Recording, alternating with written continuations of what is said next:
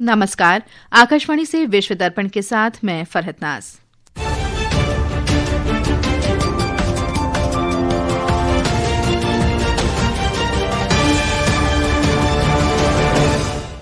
और अब मुख्य समाचार। प्रधानमंत्री नरेंद्र मोदी और फिनलैंड के राष्ट्रपति अलेक्जेंडर स्टब आज नई दिल्ली में द्विपक्षीय वार्ता करेंगे। रायसीना संवाद आज नई दिल्ली में शुरू होगा। नेपाल में नई संसद के गठन के लिए मतदान जारी। अमेरिकी सीनेट ने राष्ट्रपति डोनाल्ड ट्रंप के ईरान के खिलाफ सैन्य अभियान का समर्थन किया।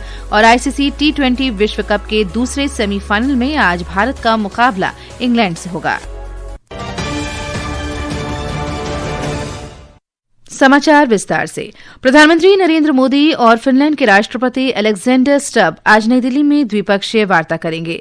दोनों नेता आपसी सहयोग को विभिन्न क्षेत्रों में और सुदृढ़ करने पर चर्चा करेंगे। साथ ही क्षेत्रीय और वैश्विक मुद्दों पर विचार साझा करेंगे। हमारे संवाददाता ने बताया है कि वार्ता के बाद कई समझौता ज्ञापनों पर हस्ताक्षर किए जाएंगे।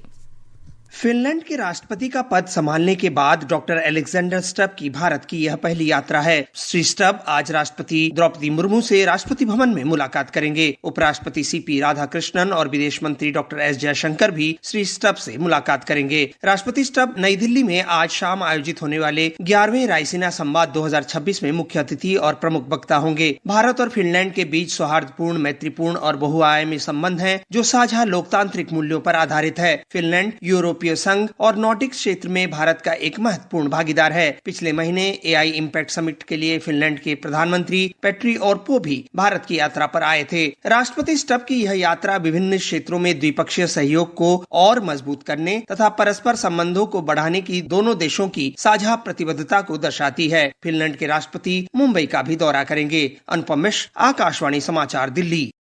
भारत के प्रमुख भू राजनीति और भू अर्थशास्त्र सम्मेलन रायसीना संवाद का 11वां संस्करण आज नई दिल्ली में शुरू होगा। 3 दिवसीय सम्मेलन में वैश्विक नेता, नीति निर्माता, विशेषज्ञ अंतर्राष्ट्रीय मुद्दों और रणनीतिक सहयोग पर विचार विमर्श करेंगे। वर्ष 2026 का विषय है संस्कार, अभिकथन, सामंजस्य, उन्नति, जो वर्तमान वैश्विक परिदृश्य को दर्शाता है। इसका आयोजन विदेश मंत्रालय के सहयोग से ऑब्जर्वर रिसर्च फाउंडेशन द्वारा किया जा रहा है। वर्ष 2016 में स्थापित वार्षिक संवाद अंतर्राष्ट्रीय मामलों पर चर्चा के लिए भारत का अग्रणी मंच बनकर उभरा है। वर्षों से इस संवाद में बदलते भू राजनीतिक समीकरणों, जलवायु संबंधी चिंताओं, तकनीकी परिवर्तन, आर्थिक लचीलापन और वैश्विक शासन व्यवस्था के भविष्य जैसे विषयों पर व्यापक चर्चा होती रही है। सम्मेलन में कई विदेशी गणमान्य व्यक्तियों के भाग लेने की उम्मीद है। भूटान के विदेश मंत्री ल्योपो दिनानाथ धुंगेल कल भारत पहुंच चुके हैं। फिनलैंड के राष्ट्रपति अलेक्जेंडर स्टब, जो राजकीय यात्रा पर है, रायसीना संवाद में मुख्य अतिथि और प्रमुख वक्ता के रूप में शामिल होंगे। संयुक्त राज्य अमेरिका का प्रतिनिधित्व उप विदेश मंत्री क्रिस्टोफर लैंडो करेंगे, जो संवाद में अमेरिकी प्रतिनिधिमंडल का नेतृत्व कर रहे हैं। अन्य प्रमुख प्रतिभागियों में सेशल्स के विदेश मामलों और प्रवासी मामलों के मंत्री बैरी फॉरे, मॉरिशस के विदेश मामलों, क्षेत्रीय एकीकरण और अंतर्राष्ट्रीय व्यापार मंत्री धनंजय रामफल और श्रीलंका के विदेश मामलों, विदेश रोजगार और पर्यटन मंत्री विजिथा हेरत शामिल है। नेपाल में संसदीय चुनावों के लिए मतदान शुरू हो गया है। ये चुनाव पिछले वर्ष सितंबर में युवा नेतृत्व वाले प्रदर्शनों के बाद पहला आम चुनाव है। उन प्रदर्शनों में 77 लोगों की मौत हुई थी और सरकार को इस्तीफा देना पड़ा था। ब्यौरा हमारी संवाददाता से। नेपाल में प्रतिनिधि सभा के सदस्य चुनाव के लिए देश भर में मतदान प्रक्रिया आज सुबह 7 बजे से शुरू हो गई है। देश भर के सभी 77 जिलों में एक ही चरण में मतदान हो रहा है, जो सुबह 7 बजे से शाम 5 बजे तक चलेगा। कुल 65 राजनीतिक दल चुनाव लड़ रहे हैं। फर्स्ट पास द पोस्ट प्रणाली में 3017 पुरुष उम्मीदवार हैं और 388 महिला उम्मीदवार हैं और एक अन्य है, जिससे चुनावी दौड़ में कुल 3406 उम्मीदवार हैं। इसी तरह अनुपातिक प्रतिनिधित्व प्रणाली के तहत 3135 उम्मीदवार चुनाव लड़ रहे हैं, जिनमें 1363 पुरुष और 1772 महिलाएं शामिल हैं। श्वेता सिंह, आकाशवाणी समाचार, काठमांडू। विश्व दर्पण समाचार आकाशवाणी से प्रसारित किए जा रहे हैं। ताज़ा समाचार जानने के लिए आप हमारे social media handle X @AIR News Hindi को फॉलो कर सकते हैं। विश्व दर्पण में आपका फिर स्वागत है। पश्चिम एशिया में संघर्ष और तेज हो गया है। इजरायली रक्षा बलों ने ईरान के बैलिस्टिक मिसाइल बेड़े से जुड़े कई ठिकानों को नष्ट करने का दावा किया है। इससे पहले इसराइल ने पूर्वी तेहरान में ईरान के बड़े सैन्य परिसर पर हमला किया था। इस परिसर में IRGC, खुफिया निदेशालय, बासिज, कुद्स फोर्स, आंतरिक सुरक्षा बल, साइबर युद्ध बल और विरोध प्रदर्शनों को दबाने के लिए जिम्मेदार आंतरिक सुरक्षा इकाई का मुख्यालय शामिल है। इस बीच अमेरिका के राष्ट्रपति डोनाल्ड ट्रंप ने कहा है कि ईरान के साथ युद्ध में अमेरिका और इसराइल मजबूत स्थिति में है और वो आगे भी कार्रवाई जारी रखेंगे। एक रिपोर्ट।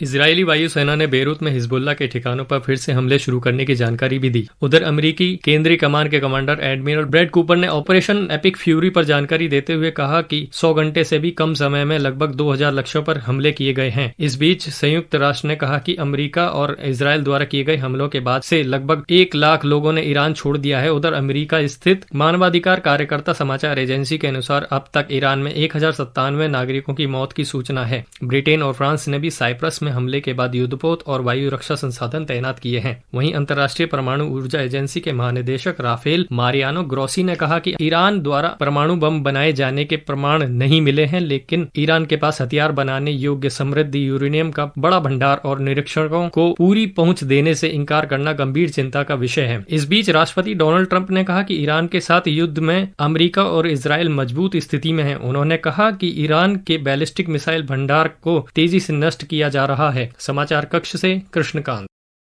अमेरिकी सीनेट ने राष्ट्रपति डोनाल्ड ट्रंप के ईरान के खिलाफ सैन्य अभियान का समर्थन किया है।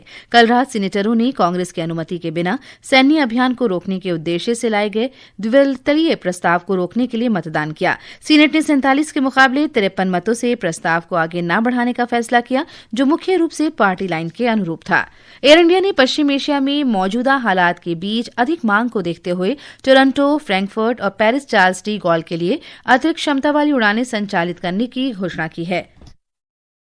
सोशल मीडिया पोस्ट में एयर इंडिया ने बताया कि आज से 11 मार्च तक दिल्ली और टोरंटो के बीच 3 अतिरिक्त उड़ानें संचालित होंगी। 7 मार्च से 10 मार्च तक दिल्ली और फ्रैंकफर्ट के बीच 3 उड़ानें तथा दिल्ली और पेरिस के बीच 1 उड़ान अतिरिक्त चलेंगी।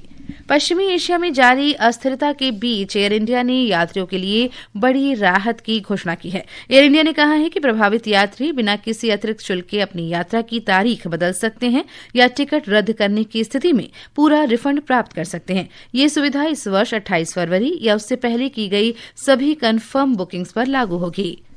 वेनेजुएला के अंतरिम राष्ट्रपति डेल्सी रोड्रिग्स और अमेरिका के आंतरिक मामलों के मंत्री डग बर्गम ने कहा है कि दोनों देश खनन के विकास के लिए मिलकर काम करेंगे। अमेरिका के राष्ट्रपति डोनाल्ड ट्रंप की राष्ट्रीय ऊर्जा प्रभुत्व परिषद के प्रमुख बर्गम ने कराकस स्थित राष्ट्रपति भवन में राष्ट्रपति रोड्रिग्स से मुलाकात की। जनवरी में अमेरिकी हमलों और निकोलस मादुरो की गिरफ्तारी के बाद किसी अमेरिकी सचिव की ये दूसरी मुलाकात थी। ब्राजील की सीनेट ने मर्कासुर ब्लॉक और यूरोपीय संघ के बीच हुए मुक्त व्यापार समझौते को मंजूरी दे दी है। ये समझौता दुनिया के सबसे बड़े मुक्त व्यापार क्षेत्रों में से एक है। इस समझौते में दक्षिण अमेरिकी व्यापार समूह मार्कोसुर ब्लॉक के 4 संस्थापक सदस्य शामिल हैं, जिसमें ब्राजील, अर्जेंटीना, पैराग्वे और उरुग्वे है। अर्जेंटीना और उरुग्वे पहले ही समझौते को मंजूरी दे चुके हैं। पैराग्वे की संसद को अभी से मंजूरी देना बाकी है। कांगो के पूर्वी क्षेत्र में कोल्टन खनन स्थल पर हुए भूस्खलन में मरने वालों की संख्या 200 से अधिक हो गई है, जिसमें लगभग 70 बच्चे शामिल हैं। भारी बारिश के कारण मंगलवार को उत्तरी कीवू प्रांत के रुबाया खनन क्षेत्र में ये भूस्खलन हुआ। इसमें खनिक, खाद्य विक्रेता और अन्य छोटे व्यापारी दब गए। मरने वालों में अधिकतर पारंपरिक खनिक थे जो खदान में कोल्टन का खनन करते थे। आईसीसी T20 क्रिकेट विश्व कप का दूसरा सेमीफाइनल मुकाबला आज भारत और इंग्लैंड के बीच होगा। मुंबई के वानखेड़े स्टेडियम में शाम 7 बजे से ये मैच खेला जाएगा। पहले सेमीफाइनल मुकाबले में कल रात न्यूजीलैंड ने दक्षिण अफ्रीका को 9 विकेट से हरा दिया। और अंत में मुख्य समाचार एक बार फिर। प्रधानमंत्री नरेंद्र मोदी और फिनलैंड के राष्ट्रपति अलेक्जेंडर स्टब आज नई दिल्ली में द्विपक्षीय वार्ता करेंगे। रायसीना संवाद आज से नई दिल्ली में शुरू हो रहा है। नेपाल में नई संसद के गठन के लिए मतदान जारी। अमेरिकी सीनेट ने राष्ट्रपति डोनाल्ड ट्रंप के ईरान के खिलाफ सैन्य अभियान का समर्थन किया। और खेलों में आईसीसी T20 क्रिकेट विश्व कप के दूसरे सेमीफाइनल में आज भारत का मुकाबला इंग्लैंड से होगा। इसके साथ ही विश्व दर्पण का ये अंक समाप्त हुआ। नमस्कार।